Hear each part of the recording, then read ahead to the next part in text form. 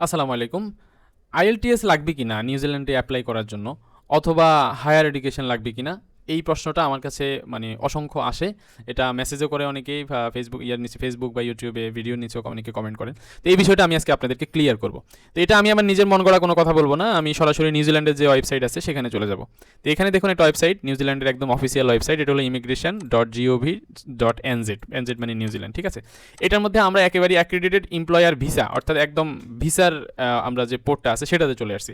এখানে আসার পরে এখানে তারা এই ভিসাটা কী সম্পর্কে দেখেন, এটা হলো 5 বছরের ভিসা, 6 উইক লাগবে এটা প্রসেস হইতে।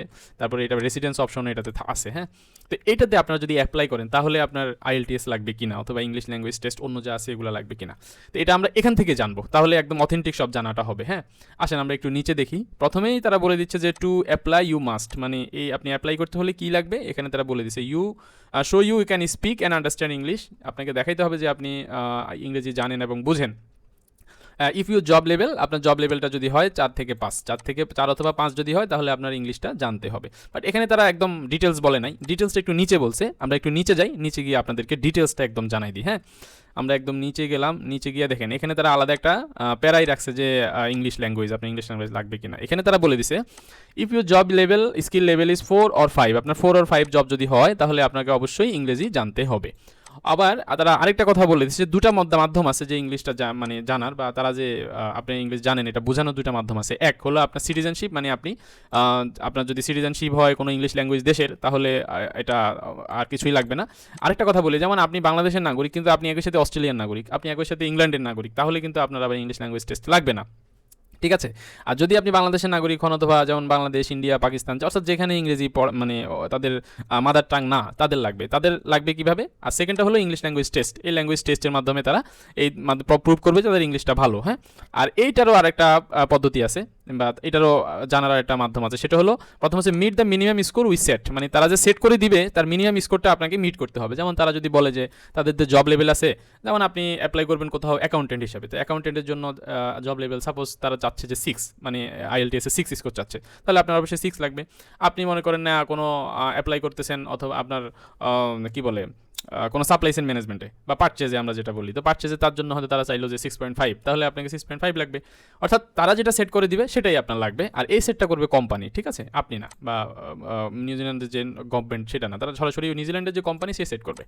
এরপরে বলতেছে যে আপনার যে সার্টিফিকেটটা, মানে আইএলটিএস হোক, এমওআই হোক, অথবা আপনার পিটিএ হোক, অথবা আপনার কি বলে টোফেল হোক, সেটার মেয়াদ হবে 2 বছর, ওকে।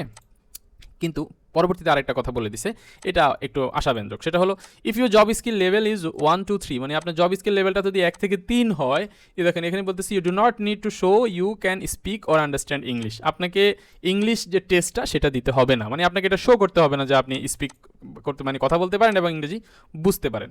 এখন প্রশ্ন হলো যে এই 1 থেকে 3 এর জবগুলা কি কি, আসেন আমরা সেটা একটু দেখি। তো আমরা চলে আসলাম আরেকটা পোর্টালে, এটা হলো national occupation list, occupations used for an AEWV, মানে অ্যাক্রেডিটেড এমপ্লয়ার ওয়ার্কিং ভিসা। এটার মাধ্যমে, এটার আন্ডারে যেই অকুপেশনগুলো লিস্টেড আছে সেগুলো। এটার একটু নিচে আমরা আসলাম, নিচে আসার পরে আমরা এখন জব লেভেলগুলো দেখতেছি। দেখেন লেভেল 1 বা টেবিল 1-এ লেভেল 1 কী কী আছে দেখেন, এখানে হর্টিকালচার আছে, তারপরে আছে যে আপনার fruit protection, indoor crop protection, তারপরে একটু টেবিল নাম্বার 2-তে এখানে আছে ফলি আর্টিস্ট। আর একটু নিচে আসলাম, এখানে দেখুন irrigation, calibration technician, drug and alcohol tester, এই অসংখ্য পোস্ট আছে, অকুপেশন আছে, যেগুলো লেভেল 1 থেকে 3। তো লেভেল 1-এ আছে এগুলো, লেভেল 2-তে আছে একটা মাত্র অকুপেশন, আর লেভেল 3-তে আছে এই যে অসংখ্য অনেকগুলো, হ্যাঁ, এখানে কোডে দেওয়া আছে। তাহলে আমরা বুঝতে পারলাম যে এই ইয়াগুলাতে, মানে এই অকুপেশনগুলোতে অ্যাপ্লিকেশন করতে হলে আপনার ইংলিশ টেস্ট দেওয়া লাগবে না। এছাড়া আদার্স যে অকুপেশনগুলো আছে, যেগুলো আমরা বলতে পারি যে একটু হায়ার লেভেলের অকুপেশন যেগুলো আছে, ওগুলোর ক্ষেত্রে আপনার ইংলিশ ল্যাঙ্গুয়েজ টেস্ট দিতে হবে, এবং এটা বাধ্যতামূলক।